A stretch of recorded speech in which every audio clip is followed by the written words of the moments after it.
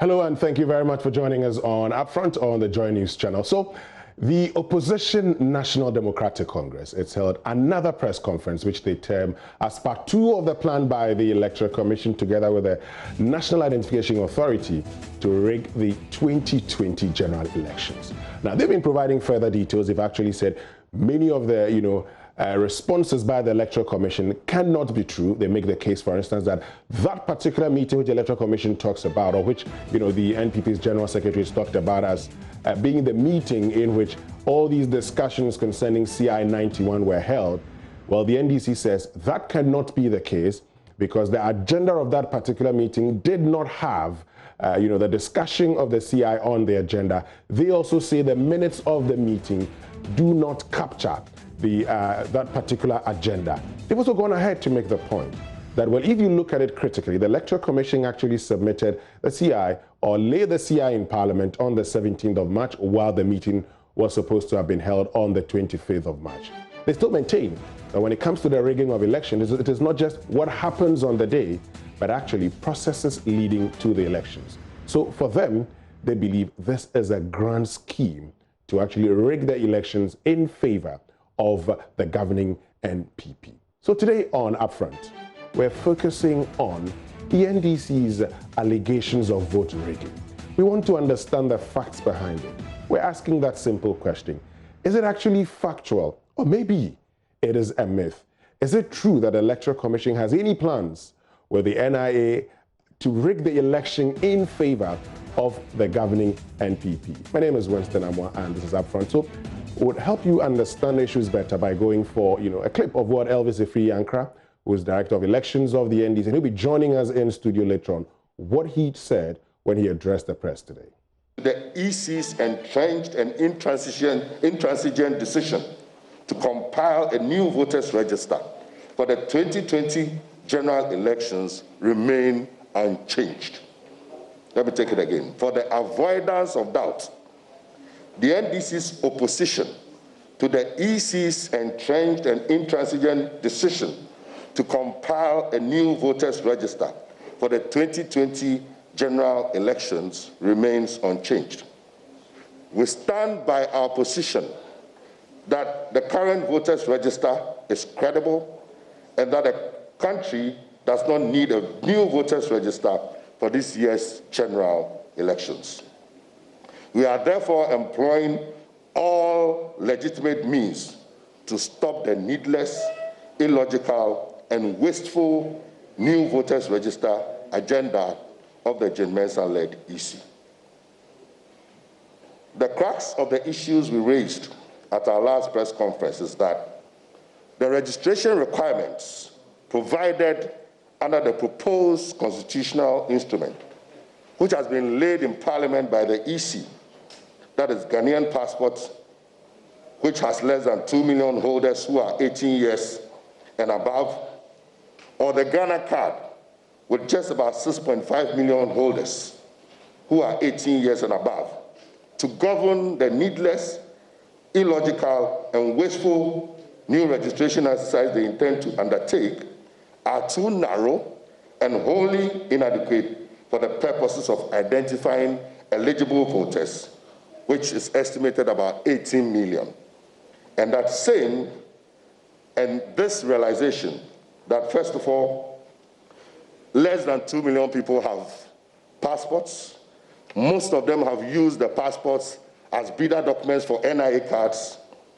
And out of the estimated population of 18 million, only 6.5 million of those 18 and above have been issued with cards.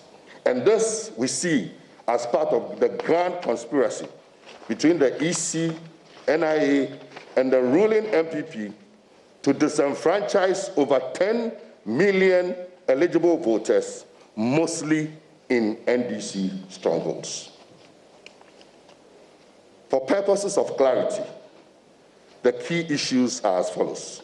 1, the issue of lack of consultations with political parties on the proposed CI before it was laid in Parliament is something that cannot be overlooked.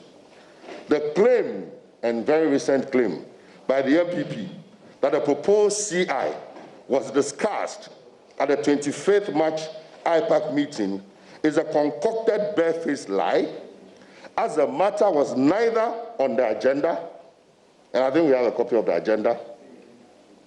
The matter was neither on the agenda of the said IPAC meeting, nor captured in the records of the said meeting as has been discussed. In any case, and this is what makes it most ridiculous and preposterous, the proposed CI was laid in Parliament on the 17th of March 2020, 8 clear days before the 25th of March 2020 IPAC meeting in question. So how then do you say that a CI that has already been laid in Parliament was discussed at the subsequent IPAC meeting? Complete falsehood, and a very unintelligent one at that. So it is therefore preposterous and an insult to the intelligence of Ghanaians for the General Secretary of the NPP to suggest that the proposed CI was discussed at IPAC 8 days after it had been laid in Parliament. This is simply an unintelligent lie. Second is the unreasonable and unconstitutional exclusion of the existing voter ID card from the list of registration requirements provided under the proposed CI, contrary to the EC's own position that it will be used for this year's voter registration exercise, as captured on slide 27 of their presentation at the 30th January 2020 joint meeting of IPAC, the EC's eminent advisory committee, and CSOs. So we showed it the last time, just for emphasis. They stated that this is their main document. This is like their Bible or Quran. And this is the document they use to canvass their position consistently and continuously.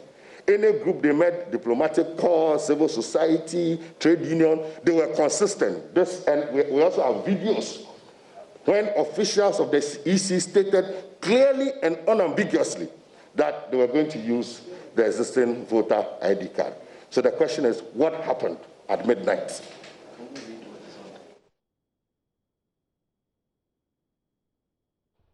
All right, so that's Elvis Efriankra, explaining why they still believe that, the Electoral Commission and the National Identification Authority have plans of rigging the election in favor of the NPP. And I'm sure once you see my mask on, you know that the man has joined us in studio. Honorable Elvis Efriankra, good evening, and thank you very much for joining us. Good evening, and thank you too, and good evening to all your viewers. Great. So the Electoral Commission, responded to the allegations you made at the time. They told you, or they told Ghanaians, that persons who have already registered can actually vouch for people, and in this case, they can vouch for 10, which has been the case. In the past, it was 5. How does that, coupled with other explanations, still mean plans of rigging the elections in favor of the ruling governing party? Okay. Thank you very much. So I think we should begin on the Constitution. The Constitution is the primary document that directs the affairs of everybody in this country. And for the Electoral Commission, Article 42 of the Constitution gives them the mandate to compile a voters register and review it from time to time. And 45E states that they must ensure, let me just, when it comes to Constitution, you want to... It's very important you quote verbatim. You quote verbatim so that... So 42 says the right to vote.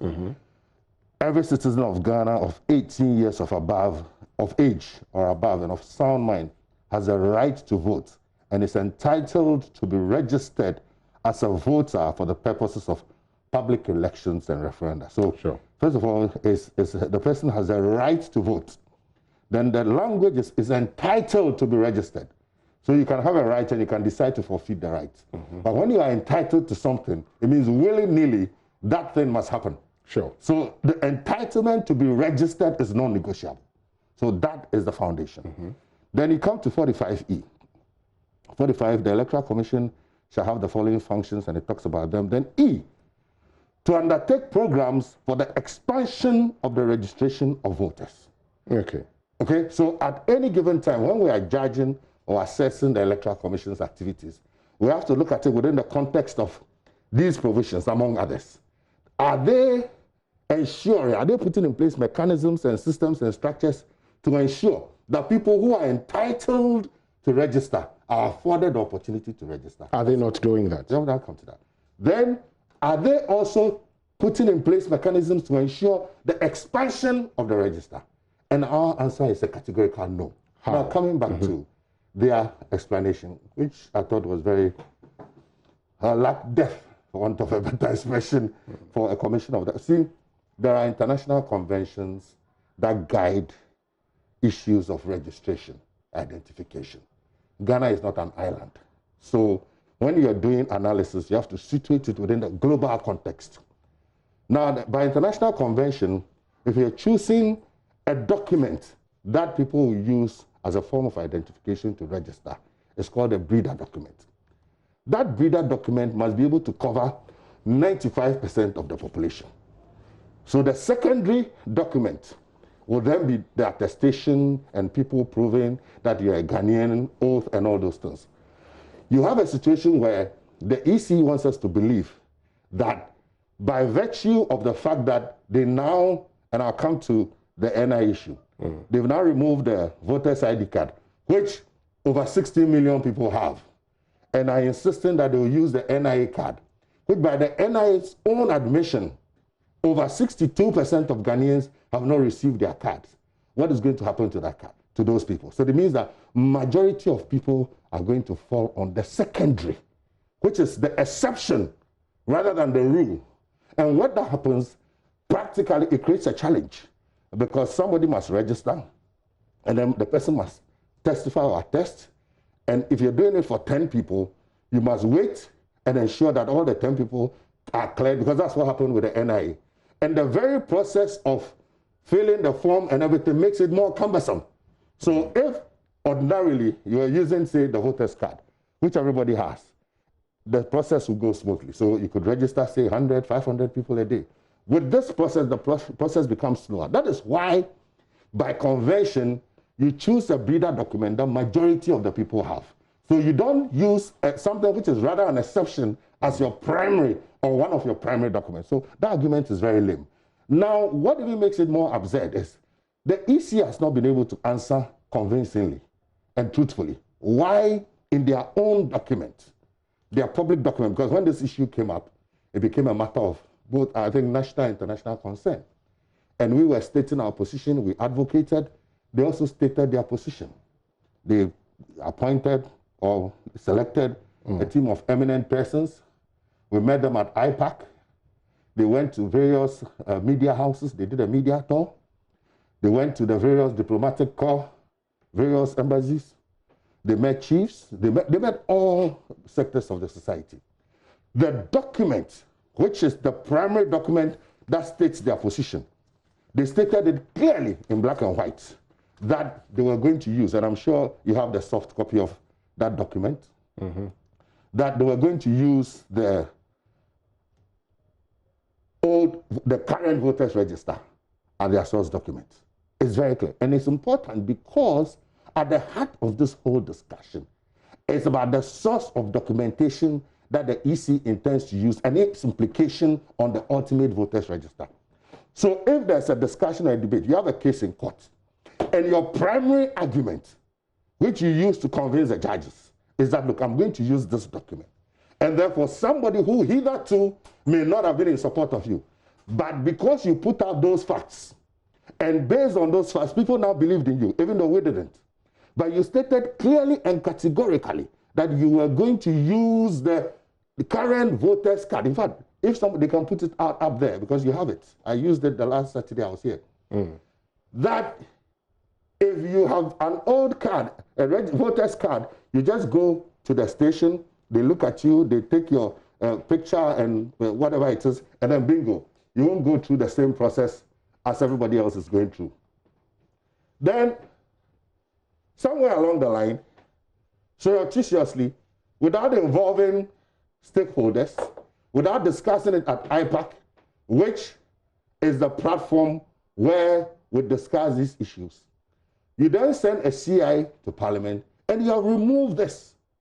that you advocated strongly in the presence of the entire populace, very strongly, that this is the document you're going to use. You removed it. That aside, having removed it and insisting that it should be NIA card and a Ghanaian passport. Now let's do the analysis. What is the consequential effect of that? What are the consequential effects? So the consequential effect is that one, majority of Ghanaians do not have passports. We checked. Overall, about 2 million people have passports. Out of that 2 million, a lot of them will be under 18. So if you take away the under 18, you're looking at below 1.7, 1.5 estimate. Again, many of those people use the passport as breeder documents to go and collect NIA card. So already a certain quantum of that number will also be gone. So let's say 1.5 million. Or let's be charitable, 1.7 million. Now you have an NIA card that the NIA for the past 3 years says they've registered over 11 million people. Fair enough. Out of the 11 million people, they've only been able to distribute a little over. No, they've only registered 7. They've been able to distribute 7 million. Yes. 7 million. Out of that 7 million, don't forget that there are people who are 15, 18 below, up to 15. So if you take that one out, being charitable, that's 6.5 million. Meanwhile, in the previous election, you had over 60 million on the voters' roll. So what is going to happen to all those people? Tell me what is going to happen. And then, like I said, apart from the fact that you've enumerated the people, if you look at areas that especially all across the country, the NIA has not been able to distribute their cards. By and large, the highest they've done is maybe 54%. But interestingly, as you go to our strongholds, Upper East, Upper West, Northern Region, Savannah, and all that, the numbers are frightening and mind-boggling. You're looking at numbers as low as 4% of the people having received their cards, 5% receiving their cards, 6% their cards. So you have 94%, 95%, 96%, 89% of people in those areas who have not received their cards. And the NIA says they're going to do a mop-up. Exactly. Good. I knew you were coming to that. Yes, so let me just come in at this point. So the NIA says they're going to do a mop-up. You have admitted here that they've registered 11 million people. And I mean, in your last week press release, for instance, you indicated number of people who have been issued and those who haven't been issued.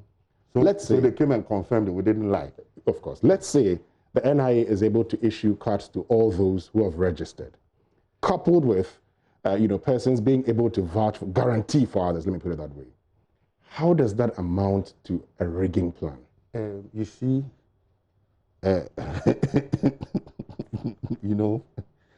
so the NIA, over a 3-year period, have been able to register and deliver 7 million cards. And you are telling me, not you, but you are asking the question on behalf of those who, some of the things I'll say is not directed at you, on behalf of those who are saying that within what time would they be able to distribute the 6 million, 6.5 million? Within what time period? Does it make sense? Does it make logistical sense? Does it make organizational sense? Does it make practical sense? When we've all been in this country where we've had several registrations and we know what happens at registration centers. Mind you, when they say that they have printed cards and they are going to do mop-up and give the cards out, what people do not know is not a matter of when you come, I can see my answer and this is your card, take. The process of collecting the cards is as elaborate as the process of acquiring the cards. You know that? Because when you go, you have to be verified. So you have to be verified to check whether you are the person that is coming for the card. So it's a whole laborious process. So when is NIA going to complete this process? Let's say they even do 70%. Let me be charitable. When are they going to? Is it practical? You do statistics, statistical analysis. You do your projections. In 3 years, okay, let's even say the first 2 years they didn't go on the field. In 1 year, one whole year, you distributed 6.7 million. And then you're telling me that they have the capacity and they'll be able to distribute how many cards, this 5 million cards that are left or 6 million cards that are left. When will they do it?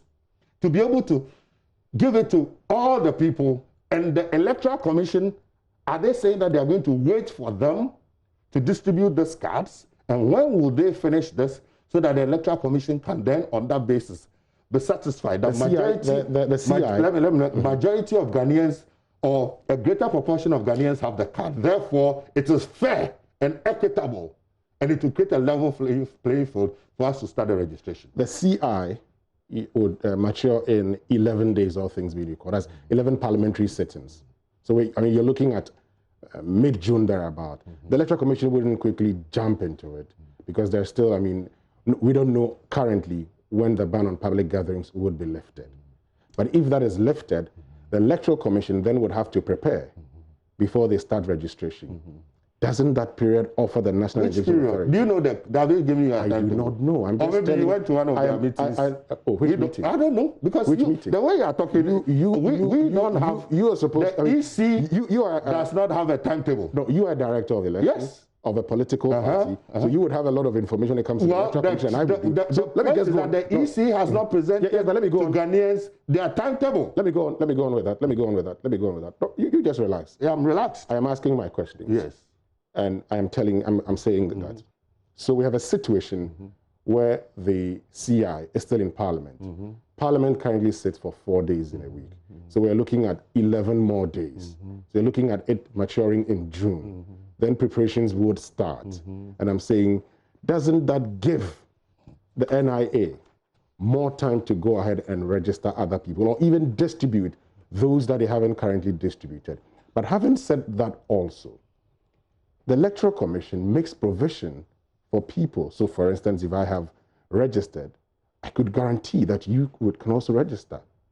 Doesn't that in itself ensure that it would be able to enable those who do not have these cards to register? Okay. So let me deal with your first question. So, like I said, some of the things I said are not directed at you, but to the larger.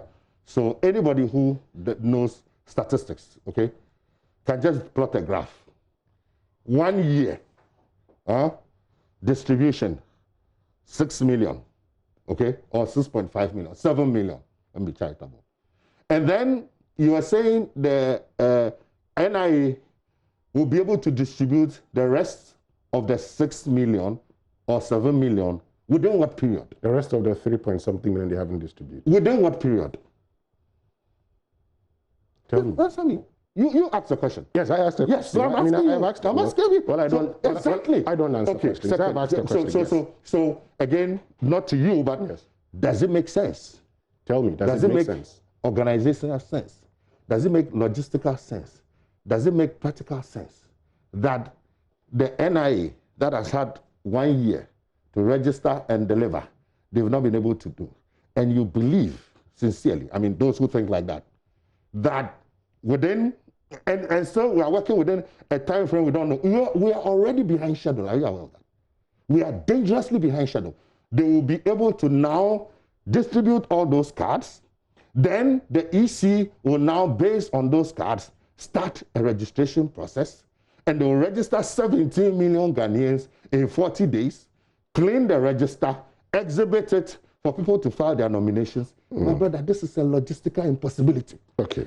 The Civil Society Coalition, made up of Imani, CDD, Kodil, they've been saying this consistently. This matter is not only an NDC matter. It's a Ghana matter. We are heading towards danger. Now, to bring things, put these things in their proper perspective, I asked you a question, albeit unfair to both of us because we don't know.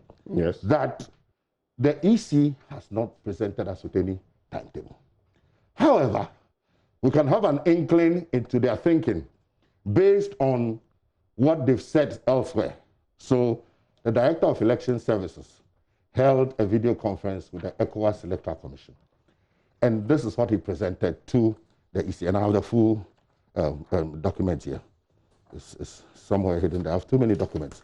But this is the extract from the document. Sure. So you can share the extract. Exactly. So he said that they intend to start the registration somewhere in June. He didn't state when in June. And then the registration will end in July. So it will take 40 days. And they want to cluster 5 polling stations per cluster. And they'll do that in 8 days. And then now I'm told it's reduced to 6 days, but let's stick to what he said, 8 days. So it will take 40 days to complete the exercise. And then the review of the list in 5 days.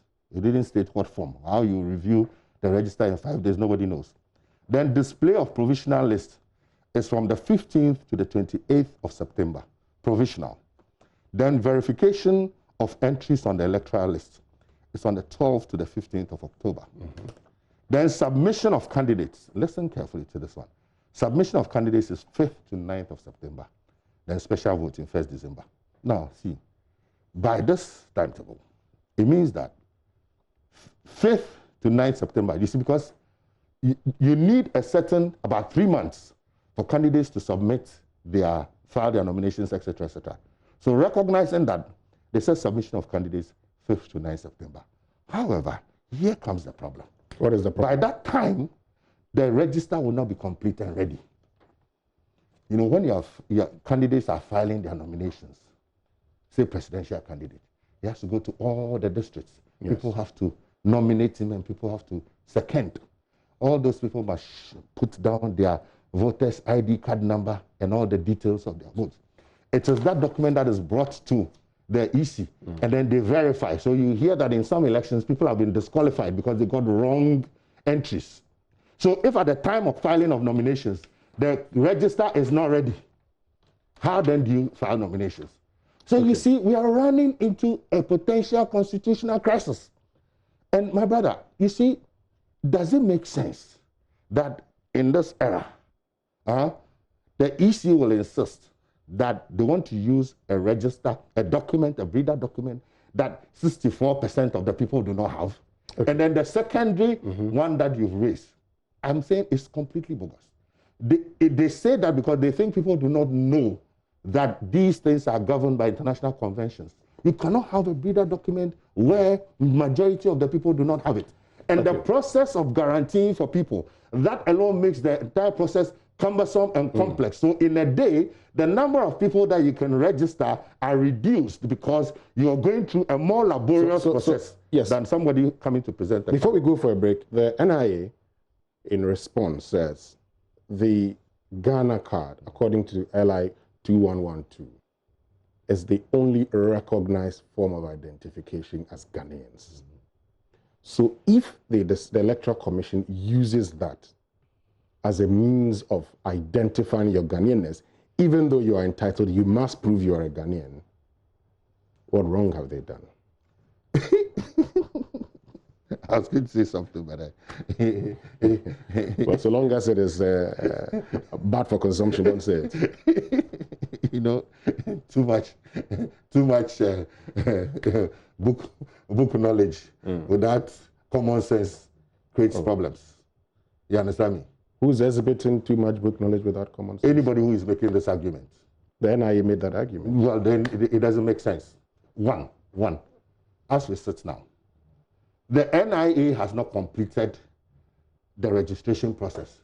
So it's not a complete document. That's number one. Number two, those they claim they have registered, there is one thing enumerating the person. If you come, it's time for registration, and you go to the polling station and say, I am Gojo Mensah, and they wrote my name on this date, but I don't have my card. Have you been registered? Do you have an NIA card? It is the card. So the NIA is a process, ongoing process. So you cannot use an incomplete process to deny people of their fundamental human rights. Okay, we'll continue. Elvis Efriankra is Director of Elections of the NDC. And this is Upfront on JoyNews with me, Winston Amor, after this break.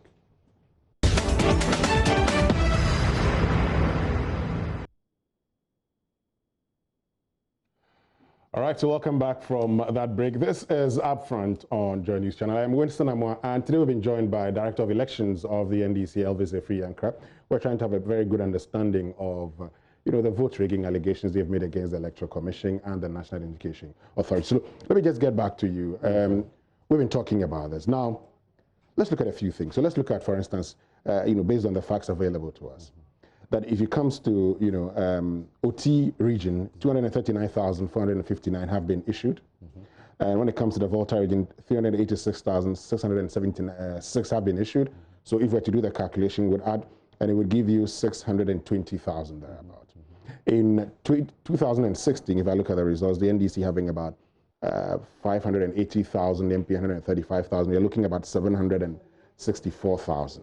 Okay, so if I look at that, But you can't just look at that alone. No, I'm looking statistics. No, hold on. Statistics on Elvis. I'm also a statistician. So, really? Yeah. So I can. So statistics. So for purpose of this question, I'm using this to make a case. Good. Yes, I'm using this to make a case. Very good. And say, if you look at this, it falls short of the 2016 people who voted. Of course, that is not the total number of registered voters. I am aware, but those who voted.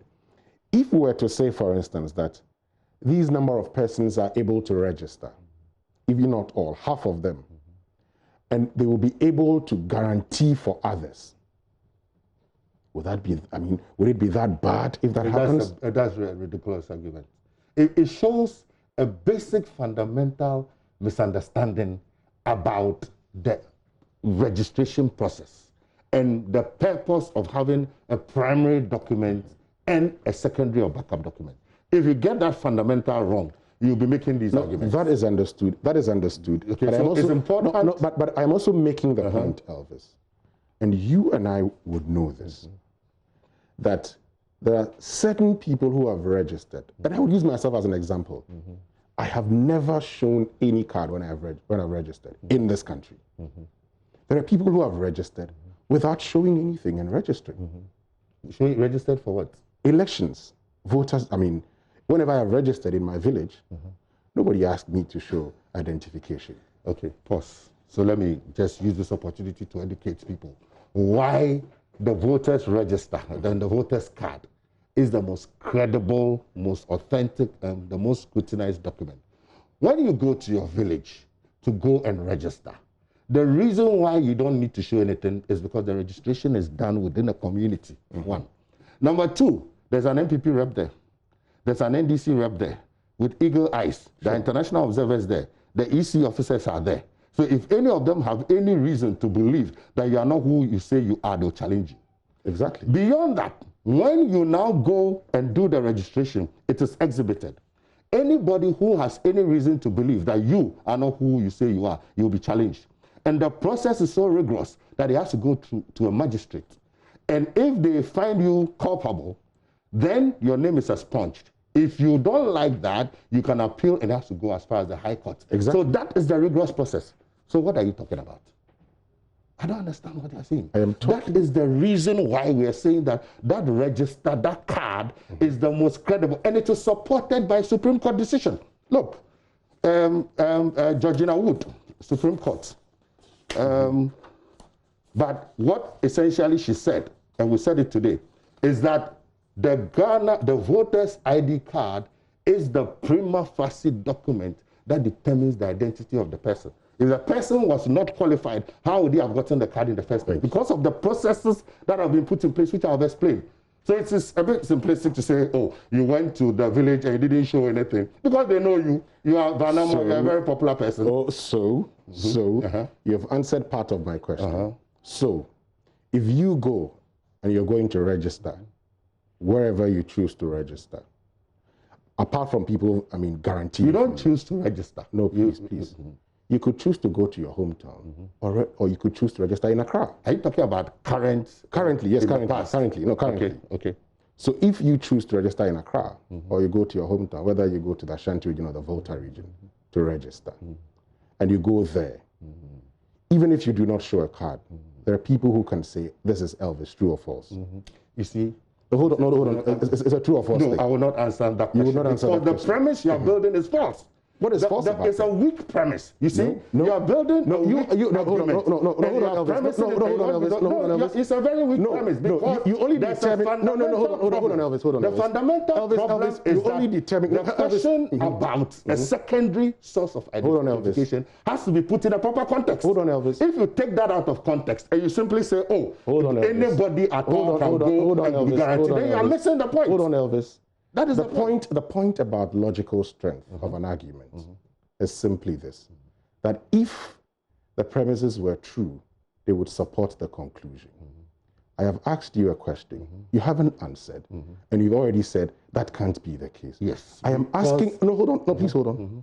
I am asking the simple question: that can somebody guarantee that you are Elvis Ifriyankra? And I'm saying that when you are in class 1. That is true. No, that's a true. You want to answer your question? I'm not. I'm asking you. Let me choose how to answer the question. Go ahead, answer when it. You are in class 1. to class 6. When you answer questions, it's yes or no. You take. When you get to university, you write thesis. Okay? They don't ask you yes or no because the issues are divergent, the issues are complex. So when you're dealing with complex issues, it will be disingenuous to ask yes or no when you have not laid the proper premise. That's my answer. Well, and my question simply is, if you go to your to go and register, can people guarantee for you? You say you're not going to answer that. Let's move on. There's the context. No, because the context is very simple. And I'm saying that... And you say you're not going to answer that, so let's move on. I have answered. You've answered by saying that that is not the case? I'm saying that, yes, the premise, because we are having this, we are not having this discussion in a vacuum. Yes. Hello? Your viewers, we are having this discussion within the context of NIA registration and NIA card being used as a basis for voters registration. True or false? Including a contest. Oh, now you're asking me a true or false question. You refuse to answer. Okay, so you can choose not to answer. Including a contest that people can also guarantee for others. Good. Great. And I'm saying that it is simplistic. Great. It is oversimplistic. It is not. To just say but people anyway, can guarantee without looking at the context. Well, my job here is not to get into an argument with you. Good. So let's move on. My job here is not to get into an argument with you. So let's move on. Good. And I'm sure that the viewers would be able to... Of course, they can judge. They can judge it. So sure. You've also asked me the same true or false question that you are not... you haven't answered, so let's... Yes, I haven't answered because you didn't answer mine. So So let's move on. Let's move on. Now, listening to you, you have given points by which you say, is it a case of you suspecting that this could happen to you, or you know these are the plans that are being put in place to rig the elections? Okay, so thank God you're a statistician. And when it comes to statistics, there's no speculation. The figures speak for themselves. And so you have a situation where the EC, and I think I've stated, but let me restate. The EC states that I'm going to do a new register. We say we're opposed to it. In canvassing their position, they say we are going to use the current voters' ID. In fact, many people even within our fold said, well, if they're going to use the current voters' ID, let's leave them. We've spoken to chiefs, they said it's the current voters' ID. So that is one major foundation. Okay. Then out of the blue, without consultation, without engagement, without informing the very stakeholders that they had gone around the whole country, diplomatic corps, and told them this was going to be, they then send a CI to Parliament and they remove that. Is that not dishonesty? Is that not deceit? It's even an offense, deceit of a public officer. Okay. Then the very documents that they say they want to use, now we go and look at the document. NIA registration. Ordinarily, if majority of Ghanaians have NIA card, it's not a problem. You go and look at the documents. The highest number percentage where they've distributed card is 58 point. Okay, Savannah is 54.59%. That's Central Region. Apart from that, if you look at all the regions, they have distributed some 50%, 48%, 43%, 42%, you know. And then when it gets to places that we know are our strongholds, from Savannah to the Northern Region, 65.55%, Northern Region, 66.59%, Northeast, 67.73%, then Bono East, 89.13%, then Ahafo, 92.23%, then Upper East, 93.64%, then Upper West, 94.83%.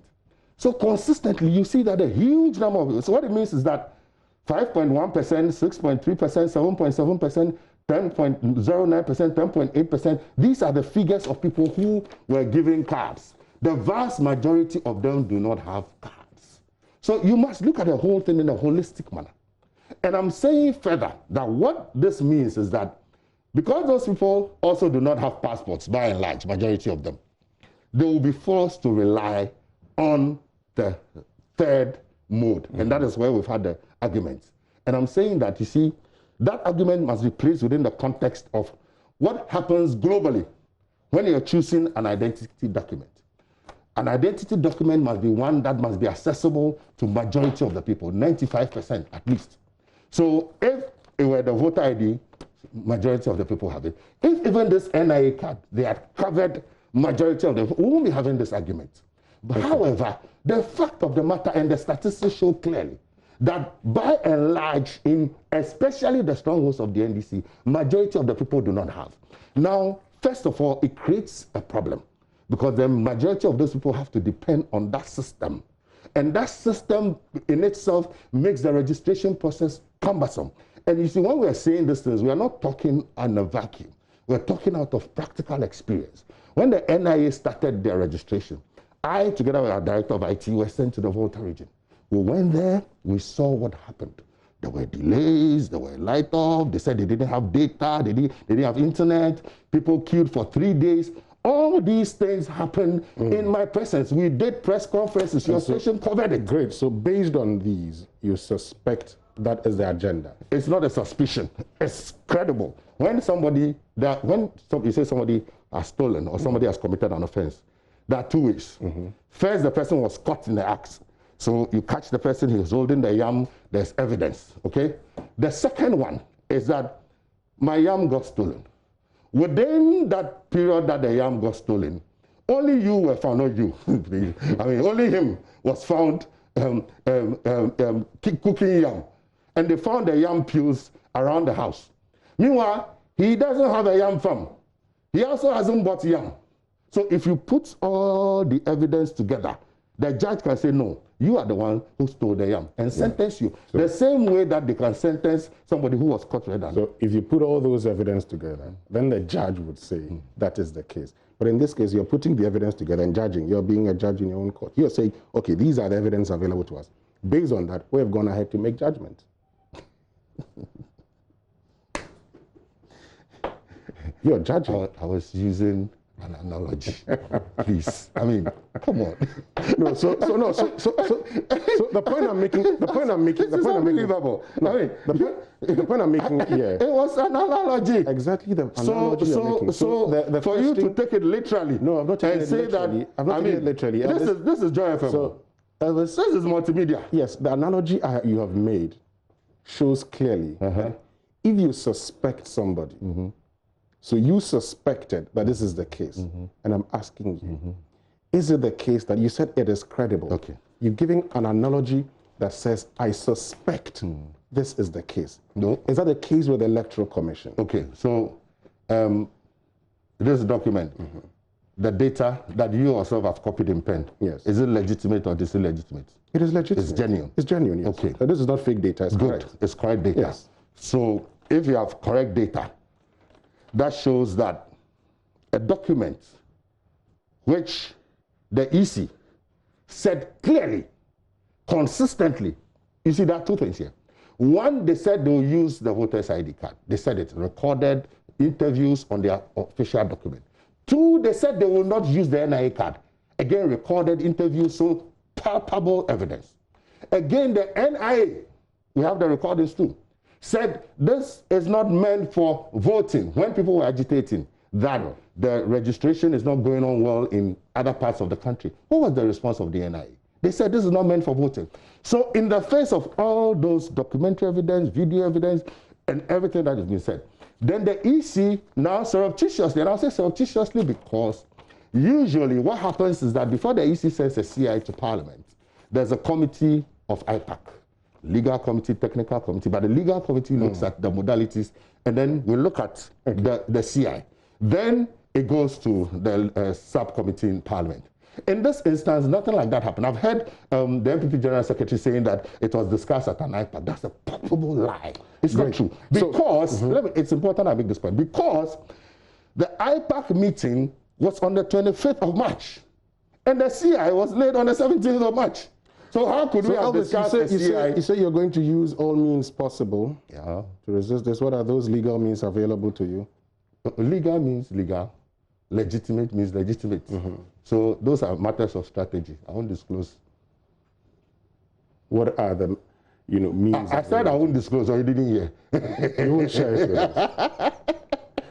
If it does happen that the Electoral Commission, if it goes ahead, if your means do not succeed in preventing them from conducting the registration exercise. Would you urge your members to take part? Which registration exercise? Because really, there will be a registration exercise anyway. The limited registration. Not the limited registration. Now listen very carefully. First of all, what the EC plans to do is a practical, logistical, and commonsensical impossibility. You see, I am not happy saying this, but that is exactly what is going to happen. Because you cannot tell me that in this COVID era, you want to register 17 or 18 million people in 40 days. It will not work. Have you seen the flyer of the EC about the I've seen it. They've said Westerners, well, you know, when they said 18th April, they were going to start registration. Yes. As we speak now, they are doing training with the old equipment. What a commonsensical thing to do is that the equipment will come. And again, I have a report here. When the biometric register that we are using currently, before we started using it, the documents are plenty. This is the report, okay? Report on the pilot biometric register, okay? This, before 2012, there was a pilot. Because you're bringing in a machine, hardware, software. You have to bring the machine, train people, test it to do a pilot. As we speak now, has there been any pilot? No. And you want to use that equipment for election in December. Are we serious? So they're going to get themselves into a logjam. That is why we are seeing danger ahead. And you see, when it comes to elections, people are very, very emotive. NIA registration, see how the kinds of things we see. How much more elections? So they should just do the limited registration. And the limited registration with the current CI, would you take part in it? Of course, limited registration is limited registration. For that one, you don't have a problem with. There's limited registration. That one, you don't have a problem with a Ghana card and passports. We will have that discussion. Fundamentally, we're saying that we disagree with that CI. We're against the new register, and we're against the compilation of a whole new register to register 17, 18 million people in 40 days. It doesn't make sense. Yes, but for limited registration? Of course, limited registration. We can discuss the modalities. IPAC is the platform where we discuss modalities. Okay, so this is the situation we have. What can we do? We'll all bring our ideas as we've been doing in the past, and we'll move forward. Elvis Efri-Ankra, thank you very, very much for joining us. A statistician. Well, that will be all from us this evening on UpFront on JoyNews channel. My name is Winston Amadu. Have a lovely evening. Up next is JoyNews Prime.